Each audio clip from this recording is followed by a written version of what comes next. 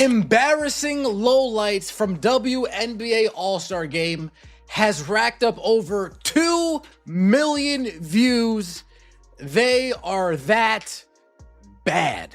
The WNBA All-Star highlights are incredible. Pulling up from near half court and almost hitting the rim. This lob almost turned into the greatest and only two-handed dunk in WNBA history. Crossing up defenders, lobbing the ball off the backboard, if only somebody was there to throw it down. The layup packages were insane. The double pump Heezy Yeet lay will be in highlight reels for years to come. Let's talk about the teamwork. The passing was marvelous. Sharing the ball, almost converting, unbelievable passes. A'ja Wilson is the MVP for a reason, clearly.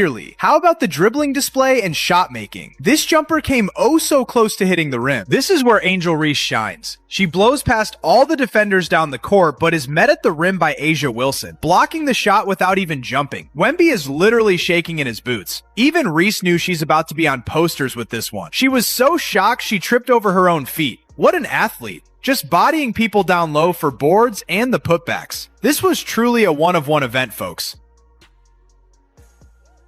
That's how bad it was. Bloopies all over the place. A true disgrace to basketball. Basketball of all ages, from as young as 5 to the NBA, to the pros, to intramural, to a men's league, to adult league, to senior league. You name it. It was bad news bears. It was bad news bears. This was supposed to be the WNBA's biggest night of the year. A sold-out arena. Nearly 20,000 fans in attendance. Tickets going for hundreds, sometimes thousands of dollars. But what those fans got was something nobody expected. Missed shots, zero defense, and a performance so bad it went viral for all the wrong reasons. Within hours, highlight clips racked up millions of views. Not because they were great, but because they were embarrassing. And now, the question everyone is asking is simple. Did the WNBA just hit rock bottom? So this play about summed up the WNBA All-Star Game. Angel Reese, new pink hair, driving, sort of. A'ja Wilson standing there, arms kind of up, to do so, holds her hand over her mouth, sort of gasped. Them have a laugh about it on the way back down the floor, and A'ja seems to be more apologizing. Happening to his door, that video, Miles Ehrlich took that video, and it's I'm not saying that to take any shots at anybody specifically. It's just the effort in the All-Star Game, and this is not a WNBA exclusive thing. It's become a problem really across all sports, or I don't even know if you say a problem. The WNBA players get no break really when you think about it, so you understand it to a certain extent. But you'd like to see a little bit more, just a bit more. Let's break down exactly what happened. The 2026 WNBA All-Star Game ended with a final score of 129 to 122. On paper, that might look like a high-scoring, exciting matchup. But the reality?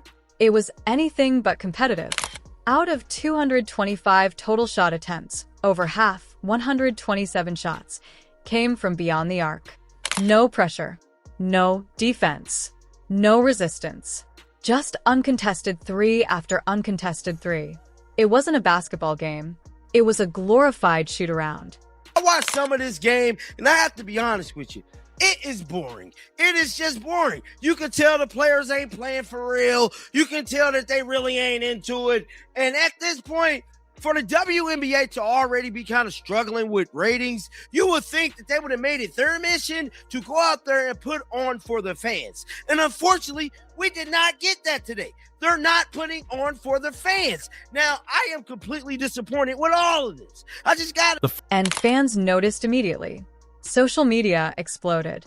One viral clip, labeled as highlights, racked up over 2 million views. Because it showcased bloopers, missed shots, and awkward plays. Comments flooded in. No defense. Trash effort. Hard to watch. Even diehard fans, the ones who support the league no matter what, called it an uncompetitive mess. Really? Really? That's the effort we're getting? That's the effort Y'all are going to give the fans that paid nearly $400 for a ticket. That's the embarrassing, piss poor effort y'all are going to give them in an all-star game. You know, at this game, cancel the all-star game. At this rate, cancel the all-star game, name people all-stars, mail them an award, and keep the regular season going. This is trash. This is straight up trash. You know it's bad. And I knew during the live stream, shout out to everybody that joined for the live stream, I knew I wasn't tripping when I saw Caitlin Clark on the way to halftime call out the All-Stars for giving a trash performance and trash effort for the fans. This is disgusting. You would think they would learn better after the trash show they put on last year after running around talking about pay us what you owe. This was garbage. Here's where it gets worse. Fans didn't just tune in. They invested. Tickets averaged around $400. Add flights, hotels, food, and some fans spent over $1,500 for the weekend. All for what was supposed to be the best players in the league, giving their best effort. Instead, they got a game where players barely tried. Their game have racked up over 2 million views. They're that bad. The article starts out, "This was a hard watch." A video labeled as highlights from the 2026 WNBA All-Star Game is spreading for all the wrong reasons.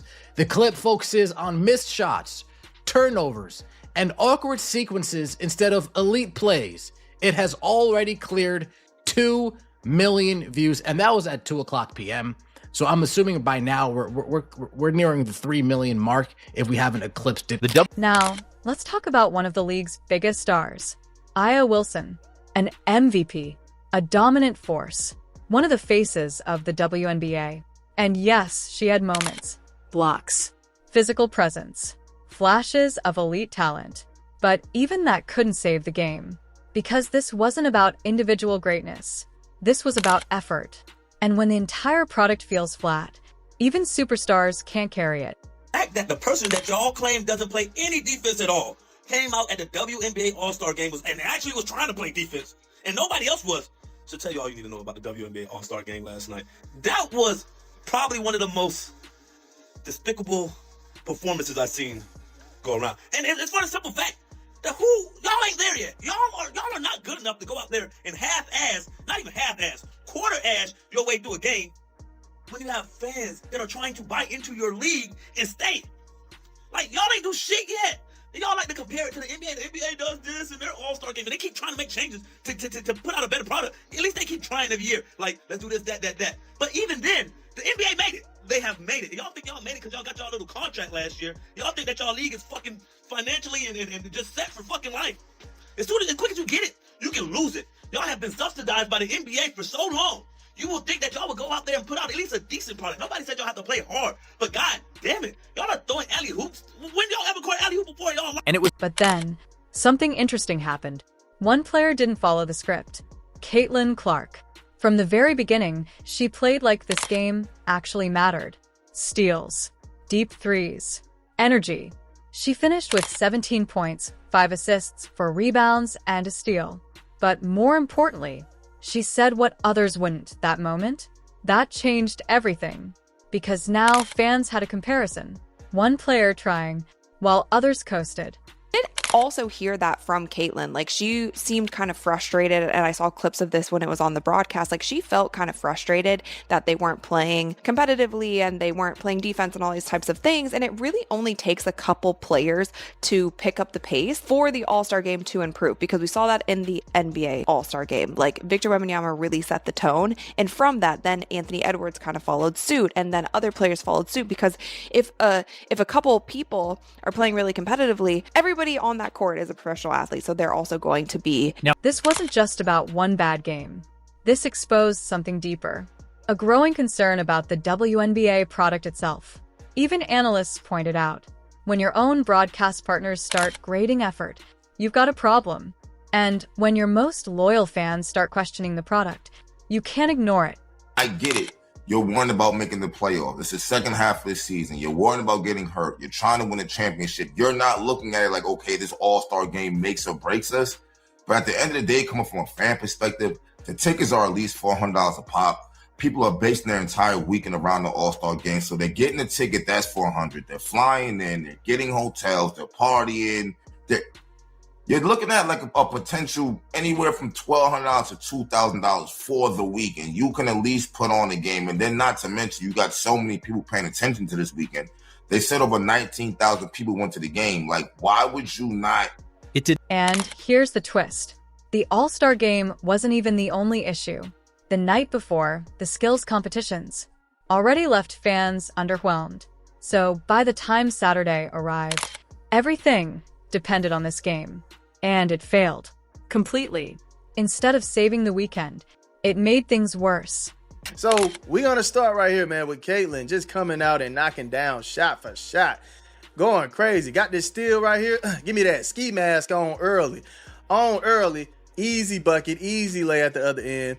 And like I stated, they weren't really playing defense, so people weren't really appreciating that. It was like, man, hey, man, play some defense, man. They were just out there playing fence. No D, nothing on it, just fence.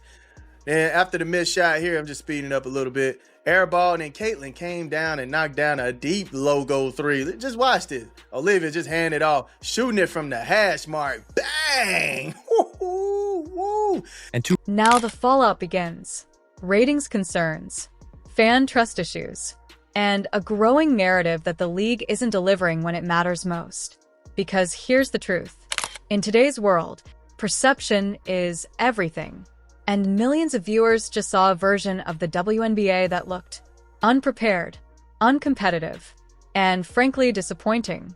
In that first half, she was trying to give people a show, and you can hear right here that she was calling out players like, hey, man, look, we got to give these folks a show. They're paying good money to be in this arena. I'm talking about in the thousands, dog. They're paying in the thousands to see this game. You got to give them something. Listen to this. I'm going to you next because you set the tone right out of the gate. You came out firing and kind of pick it up. I think we should pick it up more. Come on, let's play a little bit.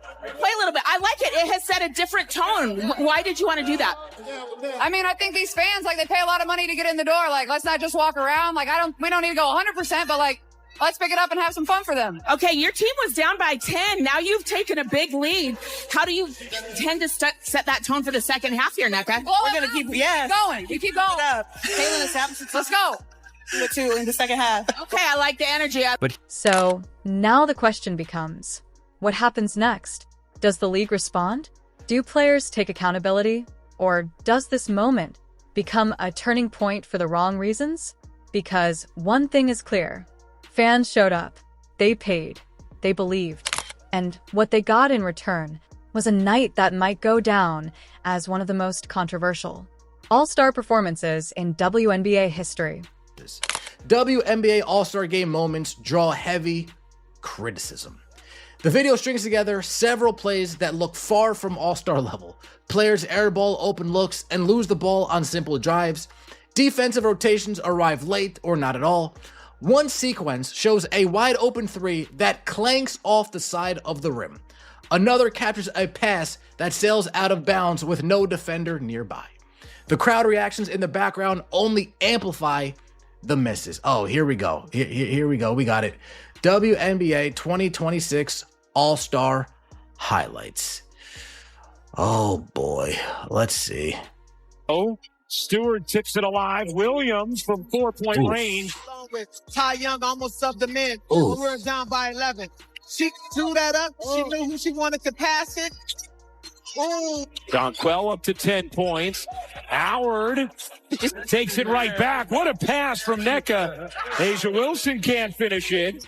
Clark gives it underneath, and then Wilson. You have been isolated on Caitlyn. And this is Something is going terribly wrong. The WNBA, once riding a wave of momentum, viral moments, and superstar power, has just hit a shocking roadblock. All-Star Weekend, supposed to be the league's biggest celebration. Instead, a ratings collapse that has fans, analysts, and insiders asking the same question. Is this just a bump in the road? Or the beginning of something much bigger? And right at the center of it all, one of the league's biggest names, A'ja Wilson. Angel Reese went for a layup one time. And A'ja Wilson didn't even jump and blocked her shot.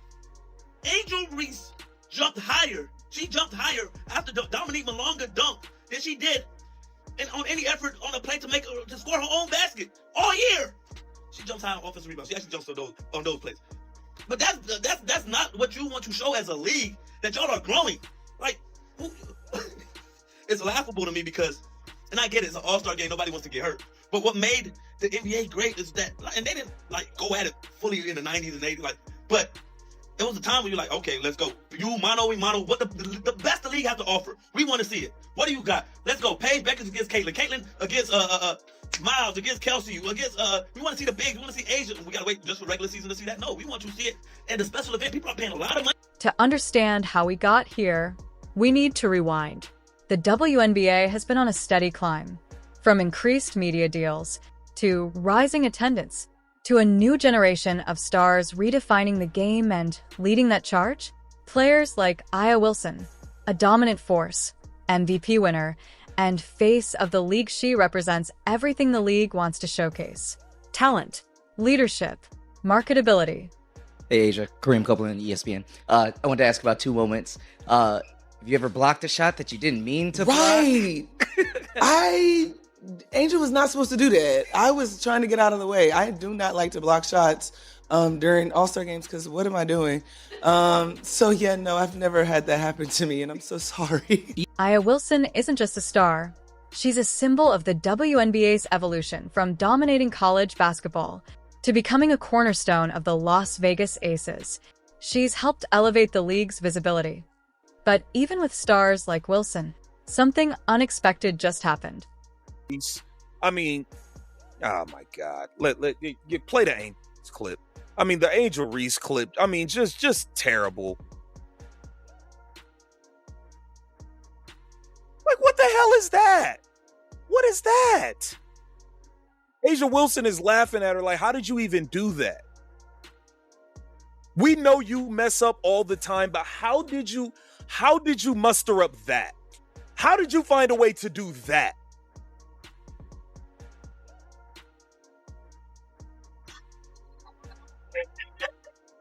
Look, then she falls down. I mean, come on, girl. All-Star Weekend, the WNBA's biggest showcase.